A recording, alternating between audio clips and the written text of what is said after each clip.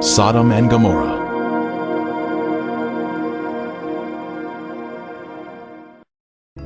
When the morning dawned, the angels urged Lot to hurry, saying, "Arise, take your wife and your 2 daughters, who are here, lest you be consumed in the punishment of the city."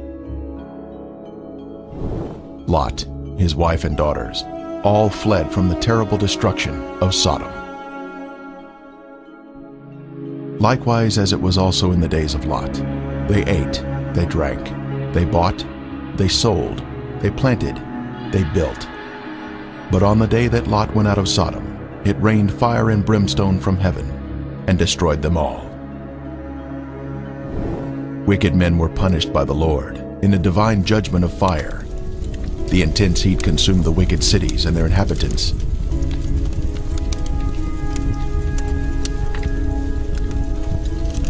But Lot's wife looked back toward her beloved Sodom, violating the angel's command, and was thus turned into a pillar of salt. Turning the cities of Sodom and Gomorrah into ashes, condemned them to destruction, making them an example of those who afterward would live ungodly. This is a visible example that is mentioned here. The Bible tells us the cities were in the plain of Jordan, which is the area surrounding the Dead Sea, and it was once a beautiful, lush area. At 1,300 feet below sea level, this is the lowest place on earth, a very hot and desolate region that was cursed by God because of the sins of the people. Flavius Josephus, the 1st century Jewish historian, tells us, "There are still the remainders of that divine fire, and the traces of the 5 cities are still to be seen." Popular thought has it that the cities were later covered by the waters of the Dead Sea, but if Josephus could see the cities in his day, then we should be able to view them also, as the water level has, if anything, receded since his time. Driving along the coastal highway of the Dead Sea in Israel, one can soon see peculiar formations that are of a lighter color than the surrounding terrain. These are the ashen cities, destroyed by the wrath of God. These cities were consumed by intense flames, a supernatural heat that was directed by the hand of God. Today there is ash that is of lighter color than the surrounding mountains and terrain. As mentioned in the Bible, this is a desolate area where nothing grows.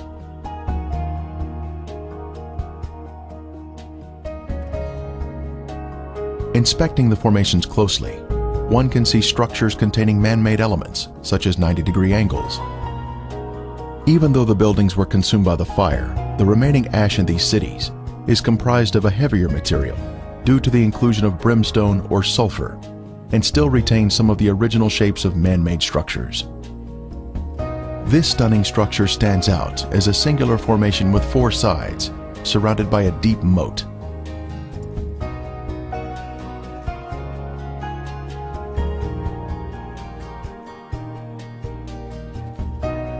We move in closer to inspect the unusual features evident on the side of the formation.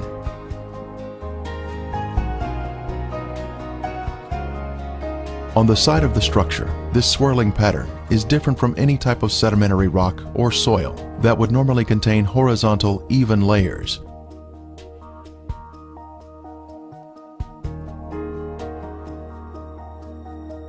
These swirling designs were also seen in other ashen formations in the cities. This is evidence of extreme heat, up to 6,000 degrees Fahrenheit, where thermal ionization occurs, when the electrons repel and attract, forming these unusual swirling designs.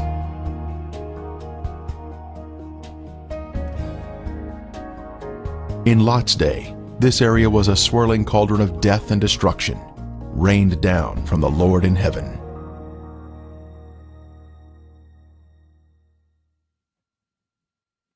Strange anomalies can be seen here, such as these fragile layers of material which disintegrate when touched. The limestone buildings in the cities of Sodom and Gomorrah were totally transformed into ash by the consuming fire of the Lord. Evidence of this destruction is revealed in the white gypsum anomalies in the area, including unusual shapes of chalk-like material, which is not found in other parts of the country.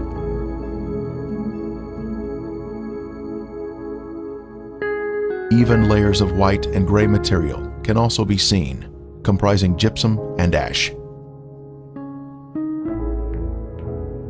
At the time of Elijah on Mount Carmel, the Lord sent down a superheated fire from heaven, consuming the stone altar and sacrifice, turning them into ashes.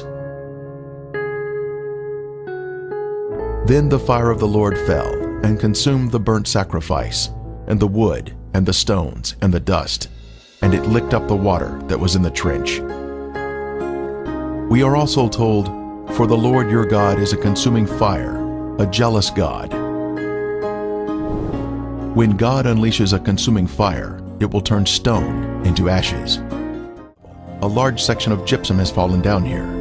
It clearly exhibits the alternating layers of white ash that is calcium sulfate, gray ash that is calcium carbonate.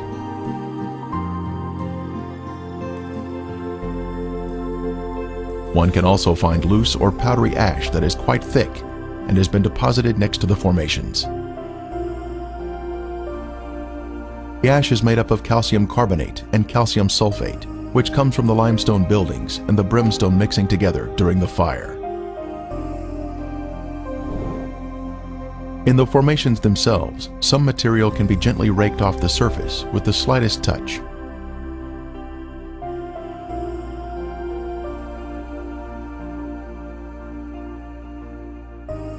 Looking down the city streets, one can notice man-made shapes which are not found in nature.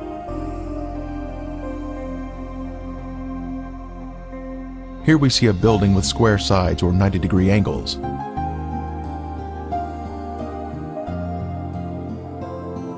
From the opposite side, we can see the same symmetrical structure and man-made angles.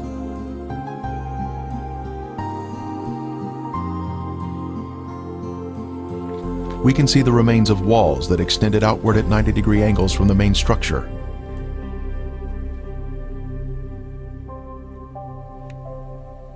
Once again, further evidence of man-made construction.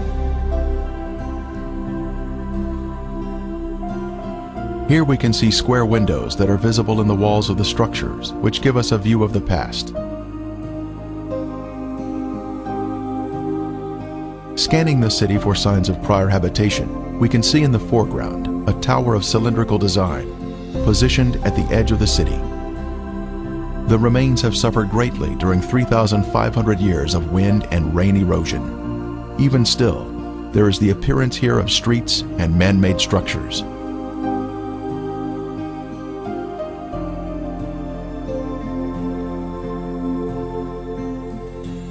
The whole land is brimstone, salt and burning. It is not sown, nor does it bear, nor does any grass grow there, like the overthrow of Sodom and Gomorrah, Admah and Zeboim, which the Lord overthrew in his anger and his wrath. Then the Lord rained brimstone and fire on Sodom and Gomorrah, from the Lord out of the heavens. Brimstone. Our first sample was found here, having been washed down from a higher location. This is the heavenly marker left behind, which proves the sites to be the real Sodom and Gomorrah. Ron Wyatt was the original discoverer of these cities in 1989, and he now describes the brimstone found here. Okay, we're down at Sodom and Gomorrah still. Right in front of you see some unusual looking spots on this, shall we say, layer of ash. It's not stone, it's ash. Now we'll move in for a close-up of this.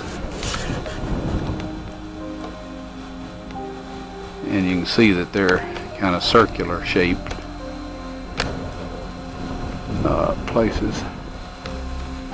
Now what we have found, and we'll move in a little closer here, is that inside each of these is sulfur. That is in most of them. Now the ones that do not have sulfur in them, and this one we just took a bunch of sulfur out and put it in our specimen bag. But the ones that don't have sulfur have a very black center where they have, where it's been very hot.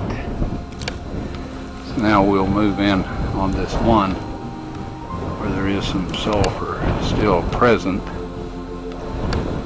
and back off just enough so you can see what we're up to here, and we'll go collect that sample in a bag. Exploring the cities further, more brimstone was found of various shapes and sizes.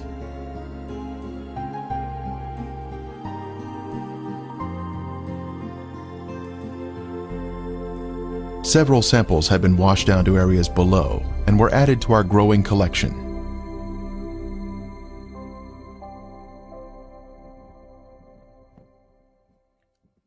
This brimstone is made of monoclinic, white sulfur that has been burned or cooked at a high temperature. It is quite different from natural sulfur that is formed in geothermal areas. Samples were taken to a lab for analysis.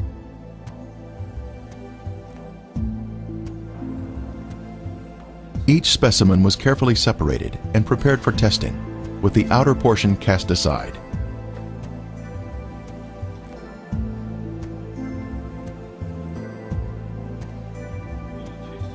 Next, the samples were dried and placed in a rock crusher. Then they were pressed onto a disc.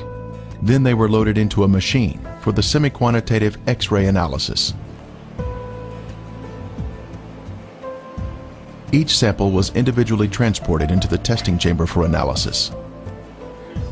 The results proved to be quite amazing.